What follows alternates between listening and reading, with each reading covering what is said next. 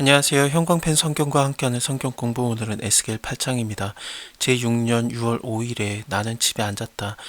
이때는 첫 이상을 본 다음에 한 1년 정도 지났을 때를 얘기하는 것 같아요. 정확하게 14개월 정도를 얘기하는 것 같은데, 그렇게 지나고 나서 유다 장로들은 내 앞에 앉았는데, 유다 장로들이 앞에 앉았다라는 것 자체가 지금 바벨론의 포로로 끌려가 있는 상태지만 장로들과 같이 있을 수 있을 정도로 또 앉아 있다라든지 그런 것을 표현하는 것이 에스겔이 꽤나 높은 지위에 있었던 것 같습니다. 그렇게 있는데 주 여호와의 권능이 거기 내게 임하기로, 내가 보니 불같은 형상이 있어 그 허리 이하 모양은 불과 같고 허리의 이상은 광채가 나서 단새 같다. 단새 같다라는 것은 구리 같다라는 그런 뜻이거든요. 1장에서 하나님의 모습을 봤을 때 그때도 마찬가지였습니다.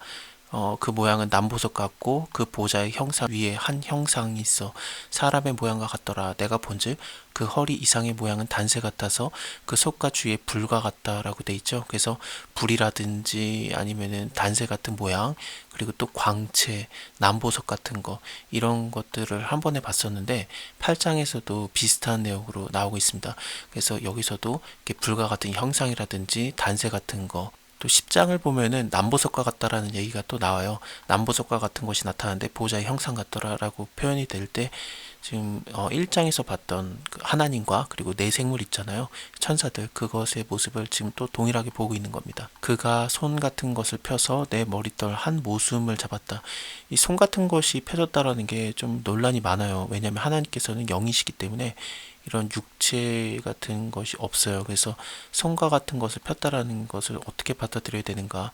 지금 에스겔 같은 경우에는 자기가 본대로 쓰고 있기 때문에 어떤 비유라든지 문학적 표현이 아닐 텐데, 근데 하나님의 손과 같은 것이 펴지는 거, 그리고 머리털 한 모습이 잡히는 거, 그런 것들을 다 경험을 했던 거거든요. 이것은 하나님께서 에스겔에게 이해를 돕기 위해서 이런 손과 같은 것이 펴지는 거, 또 머리털을 잡는 것을 해주셨던 것 같습니다. 그러니까 하나님에 의해서 이 모든 것을 인도받고 있다라든지, 아니면 하나님에 의해서 모든 이상 같은 것들을 보고 있다라는 것을 좀 더 경험케 하기 위한 그런 하나님의 그 배려였던 것 같습니다. 이렇게 그 에스겔을 주의 신이 들어서 천지 사이로 올리시고 하나님의 이상 가운데 나를 이끌었다. 예루살렘으로 가서 안뜰로 들어가는 북향한 문에 이르니, 그러니까 북쪽으로 향한 문인데 거기에 투기의 우상, 곧 투기를 격발케 하는 우상의 자리가 있는 곳이라. 이 우상이 어떤 건지는 정확하지는 않아요. 하지만 아세라 목상이 아닐까라고 그렇게 추측을 하고 있습니다. 이스라엘의 하나님의 영광이 거기 있는데 내가 들에서 보던 이상과 같았더라. 1장에서도 하나님의 영광을 보잖아요. 그래서 뭐 무지개와 같다라는 것도 표현이 됐었고, 이는 여호와의 영광의 형상의 모양이라고도 돼 있죠. 그렇습니다. 그 영광을 한 번 더 경험을 한 겁니다. 그가 내게 이르시되, 인자야, 이제 너는 눈을 들어서 북편을 바라보라 하시기로, 내가 눈을 들어서 북편을 바라보니 제단문 어기 북편에 그 투기의 우상이 있더라. 제단문이라고 하면은 그 번제단 그쪽으로 들어오는 문인 것 같은데, 그쪽 모퉁이 쪽에 어기 쪽에 북편에 그 투기의 우상이 있었다. 그가 또 내게 이르시되, 인자야, 이스라엘 족속에 행하는 일을 보느냐. 그들이 여기서 크게 가증한 일을 행하여 나로 내 성소를 멀리 떠나게 하느니라. 너는 다시 다른 큰 가증한 일을 보리라 하시더라. 그가 나를 이끌고 뜰문에 이르시기로, 내가 본즉 담에 구멍이 있더라. 그가 내게 이르시되, 인자야, 너는 이 담을 헐라 하시기로, 내가 그 담을 허니 한 문이 있더라. 또 내게 이르시되, 들어가서 그들이 거기서 행하는 가증하고 악한 일을 보라 하시기로, 내가 들어가서 보았더니 각양 곤충과 가증한 짐승과, 이 가증한 짐승이라는 것은 레위기 11장에서 나오는 많은 부정하다고 하나님이 말하셨던 짐승들을 얘기하는 것 같습니다. 뭐 먹는 거에 대해서는 전혀 문제가 없고요. 그런데 가증한 짐승들이라든지 곤충, 그런 것들을 이제 벽에다 다 그려놓은 건데, 이거 자체가 하나님이 하지 말라고 하는 거를 하고 있는 그런 게 굉장히 좀 그려지죠. 이런 곤충이라든지 짐승, 이스라엘 족속의 모든 우상을 그 사면벽에다 그려놨어요. 그래서 이스라엘 족속의 장로들 중에 70명이 그 앞에 섰습니다. 이 70명이 섰다라는 게 좀 의미가 많아요. 왜냐면은 하나님께서 그 민수기 11장이었죠. 기브로 핫다와 그 사건 때 이스라엘 백성들이 너무 막 계속 뭐 고기 달라 막 그런 식으로 하니까, 사실 하나님이 계속 저녁마다 메추리를 주셨어요. 메추라기를. 그 아침에는 만나를 주시고 저녁에는 메추라기를 주셨다고 출애굽기에 분명히 나오거든요. 근데 더 많이 먹고 싶어 한 거죠. 그래서 하루하루 먹는 거 말고 왕창 먹고 싶어 하면서 우리가 애굽에서의 그때를 기억한다 그러면서 우리가 그때는 뭐 값없이 많은 것들을 다 먹었는데 여기서는 아니다라면서 되게 불평불만을 하지 않습니까? 그때 모세가 너무 힘들어하고 하나님께서 너가 너무 힘들어하니까 너뿐만 아니라 70명에게 내가 하나님의 신을 부어주겠다 그러면서 성령을 붓는 일이 있었어요. 그때도 70명이었는데 여기서도 장로 70명이라고 하면은 굉장히 좀 그 의미가 있는 숫자입니다. 근데 그들이 전부 다 우상을 섬기는 그 방 안에 있는 거예요. 그리고 또 사반의 아들 야사냐도 거기 있었다고 나옵니다.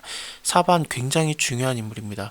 열왕기하 22장을 보면은 요시야 왕 때 잘했던 왕이었죠. 그 왕 때 하나님의 그 성전을 수리를 하다가 거기서 여호와의 율법책이 발견이 돼요. 모세의 오경일 가능성이 굉장히 많습니다. 이것이 발견되고 나서 서기관이었던 사반이 왕에게 돌아가서 이 성경책을 읽어주거든요. 그래서 요시야가 이 말씀을 듣고 회개 운동을 일으키는 것에 시작이 되는데 그때 왕에게 가서 율법책을 읽어준 자가 바로 사반이에요. 그리고 사반뿐만 아니라 사반의 아들들도 아이감이라든지 미가야라든지 굉장히 유명한 인물들이 사반 가문에서 나왔어요. 그렇게 따지면은 여기 사반의 아들 야사냐라는 자가 있다라는 것 자체가 굉장히 좀 명문 집안인데 하나님을 잘 모셨던 집안인데 그 곳의 아들 중에 한 명이었던 야하사냐라는 자가 우상 숭배하는 방에 거기 있었던 겁니다. 그러니까 에스겔은 지금 바벨론의 포로로 잡혀갔음에도 불구하고 하나님께서 그를 이끌어서 예루살렘에 대한 환상을 보여줄 때 이 사람을 딱 알아봤던 거죠. 와, 저 사람도 저기 있네. 그렇게 느꼈던 겁니다. 그 사람도 거기 가운데 섰고 각기 손에 향로를 들었는데 향연이 그 향의 연기가 구름같이 올랐다. 또 내게 이르시되 인자야 이스라엘 족속의 장로들이 각각 그 우상의 방 안 어두운 가운데서 행하는 것을 네가 보았느냐. 그들이 이르기를 여호와께서 우리를 보지 아니하시며 이 땅을 버리셨다 하느니라. 또 내게 이르시되 너는 다시 그들의 행하는 바 다른 큰 가증한 일을 보리라 하시더라. 하나님께서 버리지 않았어요. 근데 자기네들이 하나님께서 우리를 보지 않고 있다, 이 땅을 버리셨다라고 오해를 하고 있고 그 오해가 하나님을 거부하고 또 다른 우상들을 섬기는 그런 지경에 이르렀던 겁니다. 하나님께서 이것을 가증한 일이라고 여기십니다. 그가 또 나를 데리고 여호와의 전에 들어가는 북문에 이르시기로 보니 거기에 여인들이 앉아서 담무스를 위해서 애곡하였습니다. 이 담무스는 바벨론의 신이에요. 태양신이라고 보면 됩니다. 근데 그 신을 위해서 슬피우는 때가 있어요. 담무스력으로는 4월인데 우리 현재 달력으로 보면 한 6월에서 7월 그 정도가 됩니다. 그때 담무스를 위해서 애곡하면서 슬퍼하는 그런 우상숭배 예식이 있는데 그것을 여인들이 하고 있는 거예요. 이게 어떤 의미냐면은 장로들부터 시작해서 유명한 자들 또 여인들까지도 전부 다 하나님을 버렸다라는 것을 표현하고 있는 겁니다. 고대 근동에서 남자 여자의 차별이 굉장히 심했었습니다. 성경 말씀에서는 안 그렇죠. 하나님께서는 남자 여자의 차별을 안 두려고 굉장히 노력을 하시고 보호법들을 만드시고 그랬어요. 우리가 창세기서부터 계속해서 봤었죠. 레위기도 그렇고. 근데 그 고대 근동 문화 자체가 워낙에 남녀 차별이 심했는데 여인을 굉장히 밑에 두는 경향이 많았었습니다. 근데 여인들도 다 이렇게 우상을 섬겼다라는 것 자체가 이스라엘의 높은 자부터 낮은 자까지도 전부 다 우상 숭배를 했다라고 그렇게 표현을 하고 있는 겁니다. 남녀 차별을 두는 건 아니고 이때 당시 문화가 그냥 그랬었습니다. 그가 또 내게 이르시되 인자야 너가 그것을 보느냐 너는 또 이보다 더 큰 가증한 일을 보리라 하시더라. 그가 또 나를 데리고 여호와의 전 안뜰로 들어가시기로 보니 여호와의 전 문 앞 현관과 제단 사이에 약 25인이 여호와의 전을 등지고 있다. 그리고 얼굴을 동으로 향해서 동방 태양에게 경배하였더라. 이 25명은 아마도 제사장들을 얘기하는 것 같아요. 다윗 왕 때 그 제사장들을 24반으로 나눠서 그들이 돌아가면서 일을 하게 했거든요. 그렇게 해서 24반의 제사장의 반이 있는데 반열이라고 나옵니다. 근데 그 중에서의 대표들을 다 포함하는 말 같아요. 그래서 대제사장과 24반의 대표 제사장, 그러면 25명이 되겠죠.